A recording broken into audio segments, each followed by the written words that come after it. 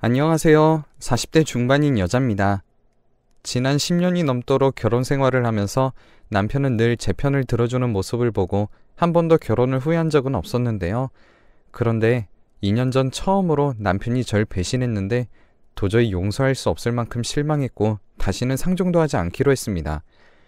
처음 남편과 결혼할 당시에는 남편이 시어머니와 저 사이에서 중재도 참 잘했었어요. 덕분에 시어머니와 사이도 나쁘지 않았습니다. 전 결혼하기 전에 결혼에 대한 로망이 있었는데요. 저희 부모님이 동네에서 소문난 인꼬 부부셨기 때문에 그런 모습을 보며 결혼을 하면 남편과 단둘이 알콩달콩 살고 싶다는 생각을 했었습니다. 그런데 남편은 아버지가 안 계셔서 어머니를 책임져야 하는 상황이었어요. 어머님도 남편과 함께 살기를 원하고 계셨고요. 하지만 제가 따로 나와서 살고 싶다고 하자 남편은 고민하다가 밖에서 독립해서 혼자 살던 도련님 보고 집으로 돌아오라고 했고 저희는 따로 나와서 신혼집을 차렸습니다. 대신 신혼집은 친정에서 해주셨죠. 다행히 저희 집이 경제적으로 여유가 있는 편이라 결혼 자금의 대부분도 저희 부모님에게 많은 도움을 받을 수 있었습니다. 그렇게 결혼 직전까지는 걱정이 많았어요. 홀어머니 밑에서 자란 남자랑 결혼하면 시어머니가 질투를 많이 한다는 말을 여기저기서 많이 들어서 저희 어머니도 그러시면 어쩌나 걱정이었죠. 그런데 저희 어머니는 전혀 그런 기미도 보이시지 않으셨습니다. 오히려 저를 딸처럼 생각해 주시며 제가 좋아하는 반찬들을 매번 챙겨주셨죠. 지나가다 예쁜 머리끈이라도 보시면 꼭 사오셔서 절 만나실 때마다 작은 것이라도 선물로 주셨어요. 그럴 때마다 참 결혼 잘했다는 생각도 했었죠.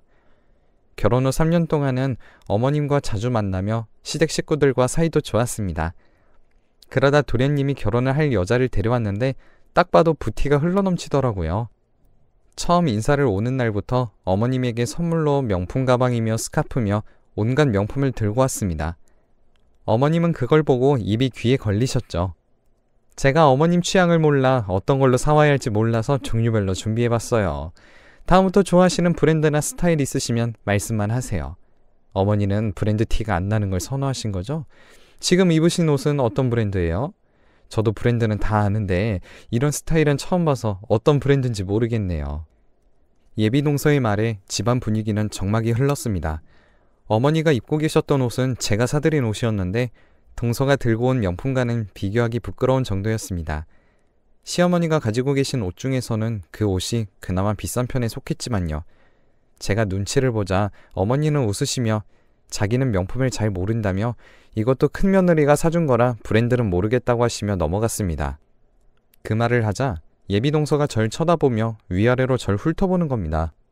그 모습을 보고 저도 느낌이 이상하다 생각했었죠. 그래도 좋은 날이니 애써 신경 쓰지 않고 넘기려고 했습니다. 어머님은 동서에게 맛있는 음식을 해줘야겠다며 저에게 일을 시키셨어요. 결혼하고 3년 동안 단 한 번도 저에게 먼저 일을 시키시기는커녕 제가 일을 도와드리겠다고 해도 그저 앉아서 쉬라며 애지중지 하셨었는데 예비 동서에게 명품을 받고서는 처음으로 저에게 일을 시키는 것이었습니다. 식사 준비부터 식사 중간에도 제대로 앉아서 밥을 먹지도 못하고 이리저리 움직이며 동서 입에 들어가는 음식을 나르기 바빴어요. 그날은 저녁을 먹고 설거지까지 하고 앉으려는데 어머니께서 저에게 얼른 과일도 내오라며 한 번도 앉을 틈을 안 주시더라고요. 거기다 예비동서는 그런 저를 투명인간 취급을 하며 제가 일하는 게 당연하다는 듯이 도와주겠다는 말을커녕 저에게 주문만 하고 있었습니다. 점점 저도 당혹스러움을 넘어서 화가 나려고 했죠. 남편도 그런 제 기분을 알아차렸는지 과일을 깎고 있는 저에게 조용히 다가와 오늘은 어머니가 명품도 받고 막내 아들까지 장가간다고 하니 기분이 좋아지셔서 그런 걸 거라며 하루만 참아달라고 절 달래주더라고요. 그리고 과일을 먹을 때가 되어서야 남편이 중간에서 예비동서와 제가 통성명을 할 시간을 만들어서 겨우 조금 이야기를 나누었죠. 그런데 예비동서는 어머님의 옷에 대해서 말을 꺼내며 제 신경을 긁었습니다. 형님, 근데 어머님도 체면이 있으신데 고작 몇만 원짜리 티를 사주시면 어떡해요. 여자들 마음은 여자가 제일 잘 알잖아요. 어머님도 여자신데 이왕 사드릴 거면 더 예쁘고 값 나가는 걸로 사주시지 백화점에서 판다고 다 똑같은 백화점 옷은 아니잖아요. 그렇죠? 그럼 이제 어머님 옷을 우리 예비동서가 더 비싸고 예쁜 걸로 해주시면 되겠네요. 제가 그 옷 사드릴 때 어머님도 좋아하셨어요. 그래도 백화점 가서 고심해서 골라서 사드렸었고요. 저희 오늘 처음 만나는 자리고 앞으로 계속 볼 사이인데 말을 너무 무례하게 하시네요. 아무리 그래도 제가 손윗 사람인데 제가 일하는데 어쩜 그렇게 당연하게 앉아서 이거 달라 저거 달라며 말만 하고 다음부터는 예의 차려서 말씀해 주세요. 예비 동서의 무시하는 듯한 말투에 저도 하루 동안 꾹 참아왔던 말들을 동서에게 토해내듯이 말했습니다.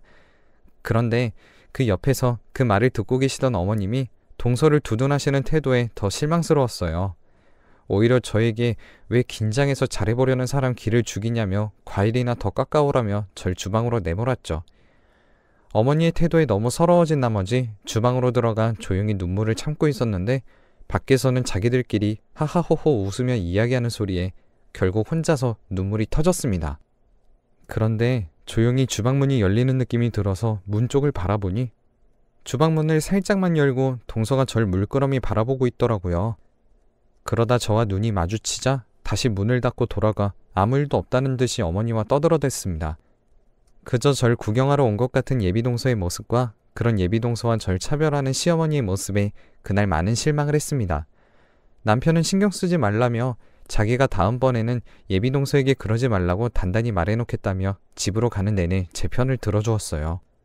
하지만 그날 이후로 시어머니의 차별은 갈수록 심해졌습니다. 동서는 매번 보란듯이 명품을 한 바구니씩 들고 와서 어머니의 마음을 샀고 그럴수록 어머니는 동서를 더 마음에 들어하시며 그곳에 가면 전 앉을 틈도 없이 일하고 어머니는 동서와 수다 떨기 바빴어요.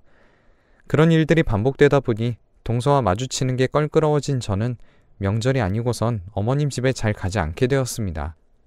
동서가 생기기 전까지만 해도 한 달에 한두 번은 찾아뵈면서 함께 외식을 하는 게 일상이었지만 더 이상 차별을 받으면서까지 그럴 마음이 생기지 않았었죠. 그러던 중 아이를 갖겠다고 계획을 하고 나서 1년 만에 제가 임신을 했습니다.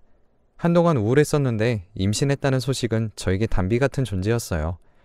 마침 명절이 일주일도 남지 않아서 명절에 임신 소식을 알리기로 했습니다. 그리고 명절날 오랜만에 시어머니 집에서 모두 모여 웃으며 이야기할 때 남편과 저는 타이밍을 보다 어머니에게 드릴 말씀이 있다고 했습니다. 그런데 저희의 말을 막으며 동서도 자기도 할 말이 있다면서 먼저 이야기하겠다며 말릴 틈도 없이 먼저 말해버리는 겁니다. 동서는 자기가 임신을 했다며 축하해달라며 초음파 사진을 보여주더라고요. 그 소식에 시어머니는 어찌나 기뻐하시는지 동서를 껴안고 너무 잘했다며 집에 복덩이가 굴러들어왔다고 상기된 목소리로 말씀하셨습니다. 저희도 말씀을 드리려는데 저희의 이야기는 제대로 듣지도 않고 조용히 있으라면서 동서 축하나 해주라고 하시더군요. 그래서 저는 답답한 마음에 저도 임신한 지 한 달이라고 말씀드렸습니다. 그런데 시어머니는 저희에게 뚱하게 그러냐면서 너희는 임신할 때가 한참이나 지나서 이제서야 동서랑 똑같이 임신한 거 아니냐며 호들갑 떨지 말라고 하셨어요. 남편도 화가 머리끝까지 나서 어쩜 그렇게 동서만 예뻐하냐며 저희도 똑같이 임신하고 축하받을 일인데 이렇게까지 차별하시지 말라고 하자 순식간에 분위기가 험악해졌습니다. 오히려 남편을 제가 말리며 그만하라고 했지만 남편도 그동안 참았었는지 어머니에게 대들며 명품 주는 동서만 며느리고 큰 며느리는 가정부로 보이냐며 이럴 거면 다시는 집에 안 오겠다고 선언했습니다.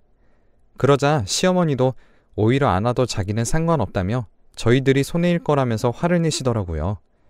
저와 남편은 시어머니의 말에 둘 다 너무 화가 나서 다시는 안 오겠다고 하고선 집으로 돌아왔습니다.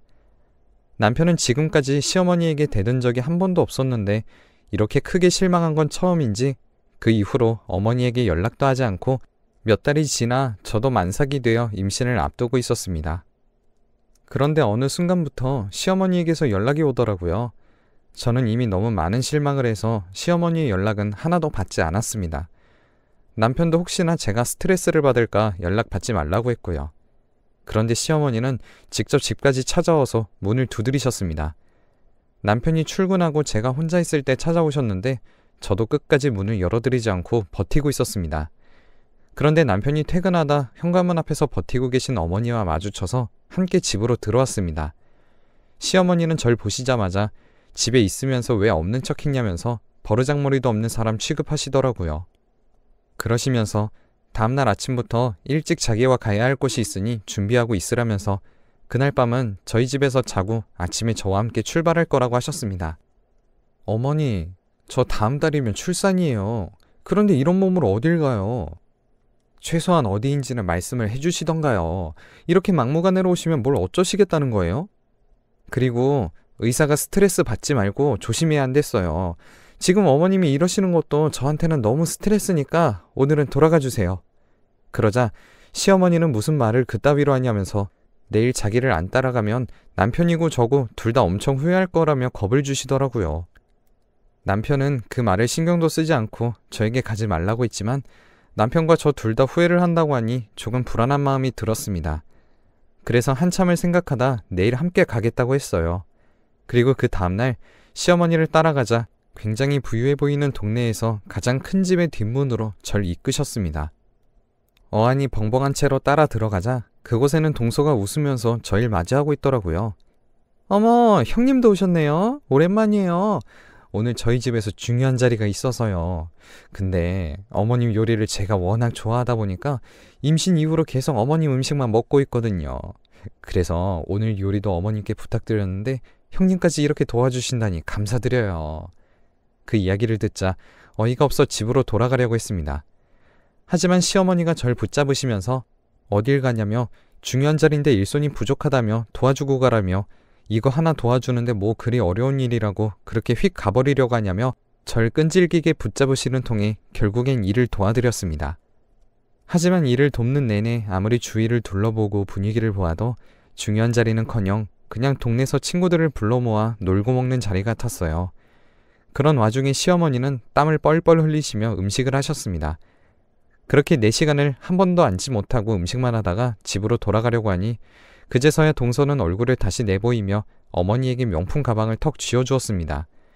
그 모습을 보고 시어머니고 손윗사람이고 개념도 없이 돈으로만 해결하려는 사람이라는 생각에 치가 떨렸어요. 동서, 아무리 그래도 시어머니한테 이렇게 일을 시키는 게 상식적으로 어긋나는 행동이라고 생각 안 해? 어머님 나이도 나이인데 지금 하루 종일 일을 시키지를 않나. 나도 동서랑 같은 임산부인데 여기 와서 일을 도우면 최소한 동서도 와서 돕는 척이라도 하던지. 그리고 동서에게 한마디 더 하려는데 오히려 어머님이 절 말리시며 그만하라며 왜 임산부에게 안 좋은 소리 하는 거냐며 제 팔을 잡고 데리고 나오셨어요. 대문을 나와 어머니에게 실망스럽다며 명품이면 다 괜찮은 거냐고 실랑이를 벌이고 있는데 동서가 굳은 표정으로 나와서 저 보란 듯이 지갑에서 수표를 꺼내더니 제 손에 억지로 쥐어주시고서는 이제 됐냐는 듯이 절 보고 집으로 들어갔습니다. 그리고 집으로 돌아와서 한참을 울었어요. 남편이 퇴근하고 제 눈을 보고서 무슨 일이 있었냐며 물어볼 정도로 눈이 부었지만 남편에게는 차마 말하지 못했습니다. 그 후로 한 달이 지나고 저희는 예쁜 딸을 얻었습니다. 동서도 비슷한 시기에 딸을 낳아 시어머니에게 이런저런 도움을 받으며 결국엔 본격적으로 함께 살기 시작했다고 들었습니다. 저희 딸이 어린이집을 다니기 시작하면서 도련님과 시어머니는 무슨 일인지 이제 함께 살자며 남편을 설득하더라고요. 저는 못마땅했었지만 동서가 집을 마련할 테니 좋은 학군에서 아이를 키우자며 저에게 사근사근하게 굴더라고요. 저도 딸을 잘 키우고 싶은 마음도 있었으니 남편과 저는 그래도 지난 일을 잊고 함께 살기로 결정했습니다. 하지만 함께 살면서 동서는 시어머니를 식모 취급하며 몸도 안 좋으신 분에게 이것저것 시켜먹기 바빴고 그런 모습을 본 남편은 충격을 받고서 동서에게 화를 내기도 하며 분위기가 험악해지는 일이 생겼습니다. 그렇게 위태위태하게 살면서 시어머니 편을 들어준 건 저희였지만 시어머니는 저희 딸보다 조카를 예뻐하셨습니다. 그러자 조카는 자기는 어떤 짓을 해도 저에게만 들키지 않으면 혼나지 않는다는 걸 알아차렸는지 제가 보지 않는 틈이면 저희 딸을 괴롭히고 꼬집고 밀치기 일쑤였어요. 그런데 어느 날은 제가 2층에서 내려오는데 아니나 다를까 또 제가 없다고 조카는 제 딸을 꼬집으며 괴롭히고 있었어요. 저는 그 모습을 보고 놀라서 조카에게 뭐 하는 짓이냐며 소리치며 달려가자 조카는 저에게 잡히지 않으려 저희 딸을 세게 밀치고 시어머니 품에 쏙 안겼습니다. 그러자 제 딸이 할머니 품에 안긴 조카를 끌어내리려 다가가자 시어머니가 저희 딸을 다시 한 번 더 밀쳐냈습니다. 그러자 중심을 제대로 잡지도 못하고 그대로 바닥에 머리를 쿵 하고 부딪혔습니다. 저는 놀라서 달려갔고 딸은 경기를 일으킬 정도로 울어댔습니다. 시어머니는 그럴 의도가 아니었다며 변명을 하셨지만 저는 그동안의 울분이 터져서 어머니에게 며느리 차별하는 것도 모자라서 똑같은 손녀들도 차별하는 건 아니지 않냐며 화를 내며 겨우 딸을 달래주었는데요. 딸이 울음을 겨우 그치고 나서부터는 말을 하지 못하는 겁니다. 저는 너무 놀라서 몇 번이고 딸의 이름을 불렀지만 딸은 잘하던 말을 하지 못했습니다. 병원으로 데려가 검사를 해봤더니 뇌에는 이상이 없는데 심리적인 이유로 말을 하지 않는 거라며 며칠이 지나면 조금씩 돌아올 수 있으니 잠시 기다려보자는 말만 듣고 집으로 돌아와야 했습니다. 그리고 저희는 곧바로 그 집에서 나와서 따로 살기로 했습니다. 남편도 제 이야기를 듣고선 동서에게 한껏 퍼붓고 바로 짐 싸서 나왔죠. 그런데 며칠이 지나고 동선의 딸이 병원에 입원했다는 소식을 들었습니다. 조카는 태어날 때부터 신장이 안 좋아서 2주에 한 번씩 병원을 갔었는데 최근에 갑자기 상태가 안 좋아져서 입원하여 신장 이식을 기다리고 있다고 들었습니다. 남편은 그 소식을 전하면서 아무래도 자기는 혼자서라도 문병을 가야겠다며 그래도 조카인데 어린아이는 잘못이 없지 않냐며 안쓰러워하더라고요. 조카가 밉기도 했지만 남편 말대로 그 어린아이가 무슨 죄가 있겠어요. 안쓰러운 마음에 병원에 들렀습니다. 동서는 얼굴이 반쪽이 되어서 조카만 바라보고 있었습니다. 딸은 아직도 시어머니와 동서가 무서웠는지 병실에 들어가서도 제 뒤에서만 꼭 숨어서 조카를 바라보았죠. 조금씩 말이 돌아오고 있긴 했지만 여전히 말이 많이 어눌한 상태여서 인사도 제대로 못하고 제 옷자락만 꼭 쥐고 있었습니다.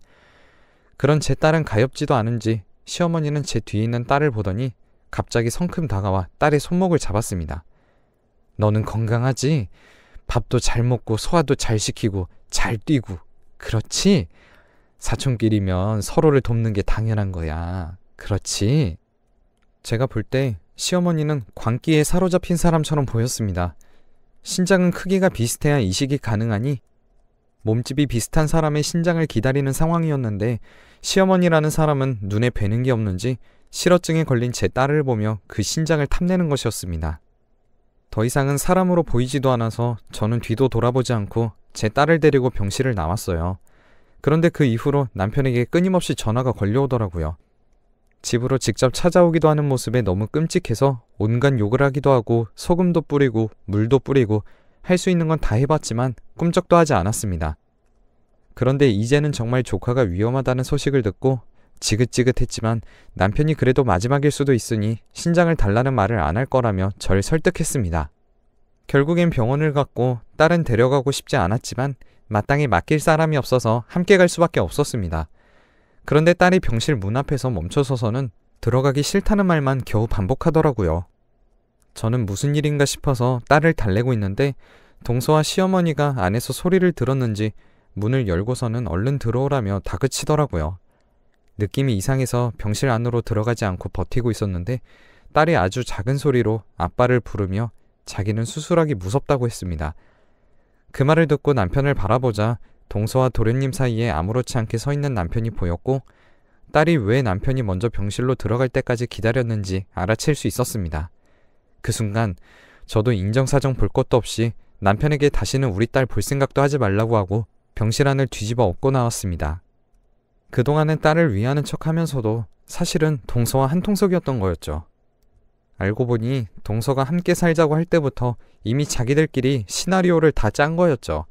어떻게 자기 딸이 실어증이 걸렸는데 그 와중에 신장을 빼내서 남의 자식에게 줄 생각을 한 건지 이해할 수도 없고 이해하고 싶지도 않네요.